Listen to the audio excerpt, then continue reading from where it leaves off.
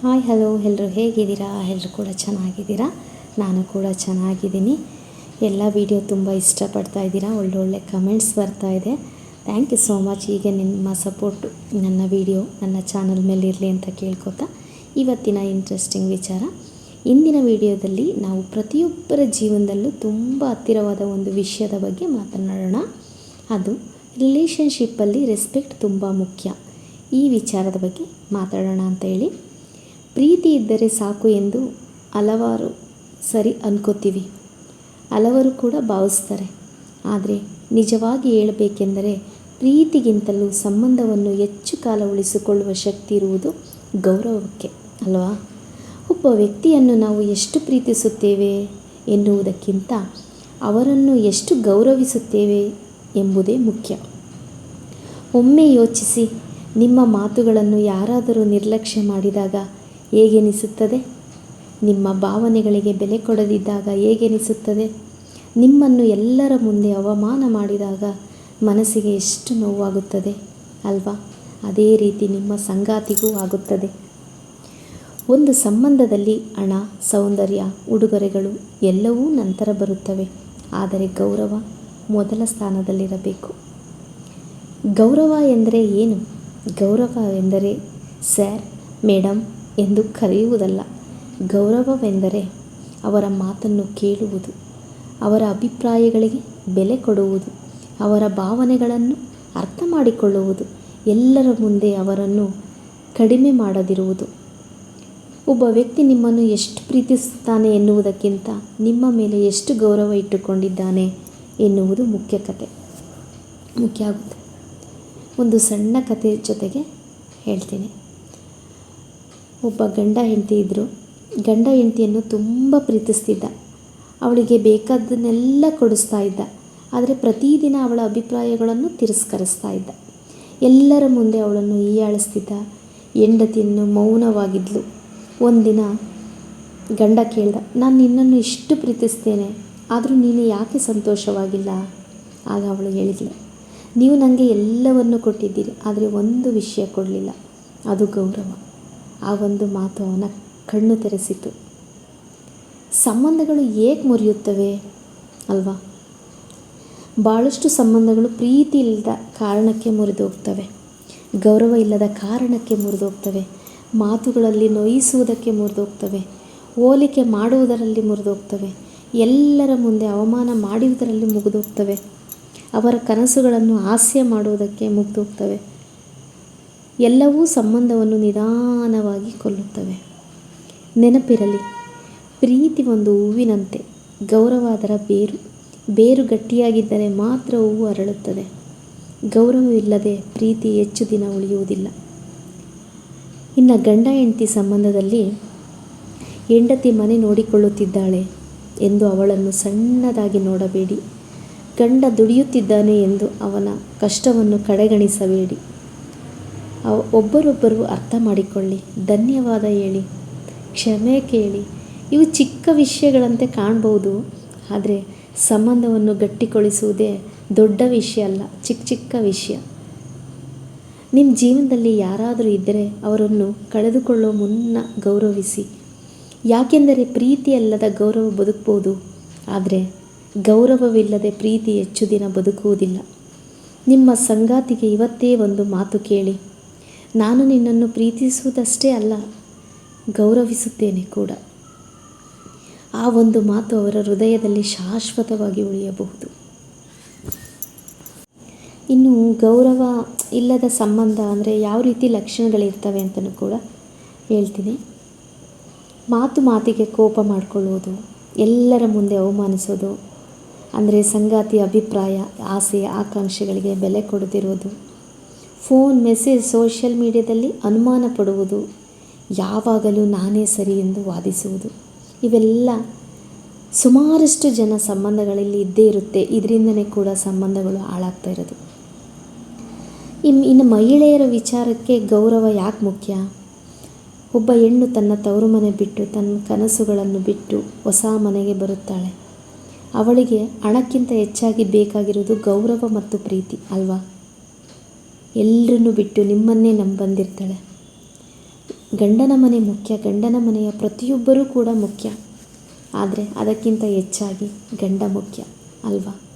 ಎಲ್ಲ ಆಸೆ, ಎಲ್ಲ ಕನಸು, ಎಲ್ಲ ಆಕಾಂಕ್ಷೆ, ಮದುವೆ ಅಂದ ತಕ್ಷಣ, ಗಂಡನ ಮನೆ ಅಂದ ತಕ್ಷಣ 100 ಕನಸುಗಳನ್ನಿಟ್ಕೊಂಡು ಕನಸಿಗೆ ರೆಕ್ಕೆ ಕಟ್ಟಿರ್ತಾಳೆ. ಮದುವೆ ಆದ ತಕ್ಷಣ ರೆಕ್ಕೆ ಕಟ್ ಮಾಡಿಬಿಟ್ರೆ ತುಂಬ ಕಷ್ಟ ಆಗುತ್ತೆ ಅಲ್ವಾ? ಹಾಗಾಗಿ ಪುರುಷರಿಗೆ ಗೌರವ ಯಾಕೆ ಮುಖ್ಯ? ಮಹಿಳೆಯರಿಗೆ ಗೌರವ ಕೊಟ್ಟಾಗಿ ಪುರುಷರಿಗೂ ಕೂಡ ಗೌರವ, ಅವ್ರದ್ದೇ ಆದಂಥ ಗೌರವ ಕೊಡಲೇಬೇಕು.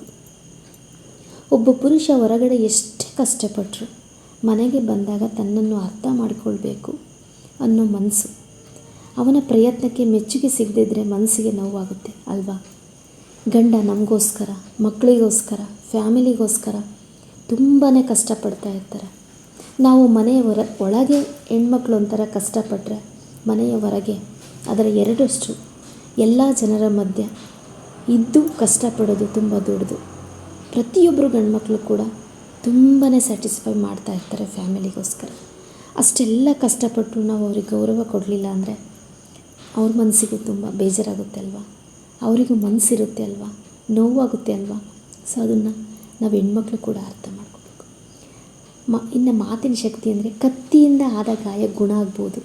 ಅಂದರೆ ಚಾಕು ತಗೊಂಡು ಚುಚ್ಚಿ ಹೊಡೆದು ಏನೋ ಸಿಟ್ಟಲ್ಲಿ ಒಂದು ಹೊಡೆದ್ರೆ ಕೂಡ ಸರಿ ಆಗ್ಬೋದು, ಗಾಯ ಮಾರಿ ಹೋಗ್ಬೋದು. ಆದರೆ ಇನ್ನು ಮಾತಿನಿಂದ ಕೆಲವು ಗಾಯಗಳಾಗ್ತವೆ. ಆ ಗಾಯಗಳು ಎಷ್ಟೋ ವರ್ಷ ಆದ್ರೂ ಕೂಡ ಮರೆಯೋಕ್ಕಾಗೋದಿಲ್ಲ.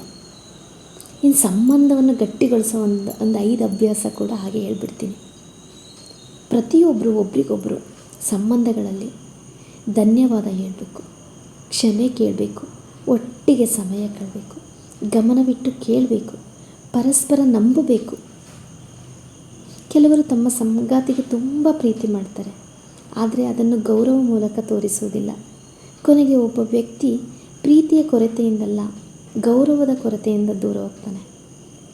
ನಿಮ್ಮ ಜೀವನದಲ್ಲಿ ಯಾರಾದರೂ ನಿಮ್ಮನ್ನು ಗೌರವಿಸ್ತಿದ್ರೆ ಅವ್ರನ್ನ ನಿಜವಾಗ್ಲೂ ಕಳ್ಕೊಬೇಡಿ.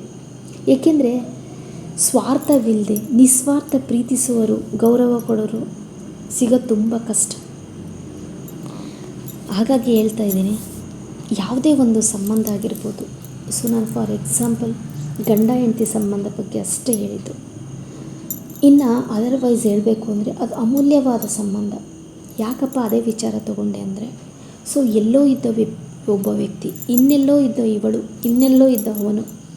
ಸೊ ಒಂದು ಬಾಂಡಿಂಗ್ ರಿಲೇಷನ್ಶಿಪ್ ಬಾಂಡಾಗಿರುತ್ತೆ, ಜೊತೆಯಾಗಿರ್ತಾರೆ ಅಂದರೆ ಯಾವುದೋ ಜನ್ಮದ ಪುಣ್ಯದ ಫಲ ಅಂತ ತಿಳ್ಕೋಬೇಕು. ಸೊ ಒಬ್ಬರು ಜೀವನದಲ್ಲಿ ಒಬ್ಬರು ಬರ್ತಾ ಇದ್ದಾರೆ ಅಂದರೆ ಕಾರಣ ಇಲ್ಲದೆ ಬಂದಿರೋದಿಲ್ಲ, ಅದು ಪರಮಾತ್ಮನ ಆಜ್ಞೆ ಆಗಿರುತ್ತೆ, ಹಾಗಾಗಿ ಬಂದಿರ್ತಾರೆ ಅಷ್ಟೆ. ಸೊ ನಿಸ್ವಾರ್ಥ ಪ್ರೀತಿ ಇರುತ್ತೆ, ಗೌರವ ಕೊಡ್ಕೊಳ್ಳಿ. ಆದಷ್ಟು ಈ ನಾನು ಹೇಳಿದಂಥ ಪಾಯಿಂಟ್ಸ್ನ ಆದಷ್ಟು ಅವಾಯ್ಡ್ ಮಾಡಿದರೆ, ರೆಸ್ಪೆಕ್ಟ್ ಕೊಡ್ತಾಯಿದ್ರೆ, ಗೌರವ ಕೊಡ್ತಾಯಿದ್ರೆ ಯಾವುದೇ ಒಂದು ರಿಲೇಷನ್ಶಿಪ್ ಕೂಡ ಹಾಳಾಗೋದಿಲ್ಲ. ಅದು ಅಂತ ಅಲ್ಲ, ಯಾವುದೇ ಒಂದು ಸ್ನೇಹ ಆಗಿರ್ಬೋದು, ಒಂದು ಅಣ್ಣ ತಮ್ಮಂದಿರೇ ಆಗಿರ್ಬೋದು, ಫ್ರೆಂಡ್ಸ್ ಆಗಿರ್ಬೋದು, ಅಕ್ಕ ತಂಗಿರೇ ಆಗಿರ್ಬೋದು, ಇನ್ನು ಯೂಟ್ಯೂಬೇ ಆಗಿರ್ಬೋದು. ನಾನು ಯೂಟ್ಯೂಬಲ್ಲೇ ವಿಡಿಯೋ ಮಾಡ್ತಿರೋದ್ರಿಂದ ಪ್ರತಿಯೊಬ್ಬರಿಗೂ ಕೂಡ ಅವ್ರದ್ದೇ ಆದಂತಹ ಒಂದು ಆತ್ಮಗೌರವ ಇರುತ್ತೆ.